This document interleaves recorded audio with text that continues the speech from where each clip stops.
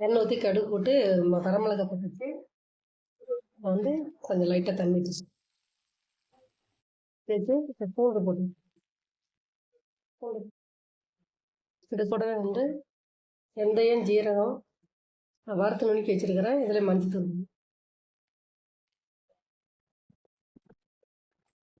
மிளகு வச்சிருச்சு. இதிலே வந்து நார்த்தங்காய் புளிஞ்சு வச்சுருக்கிறேன். இந்த சாறு எடுத்து ஊற்றணும். இதில் விட்டு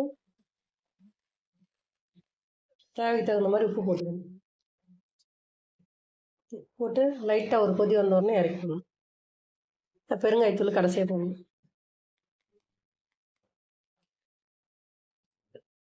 கொதி வந்துருச்சு. இப்போ இறக்கி ஊற்றி சாப்பாடு கிளறிடணும்.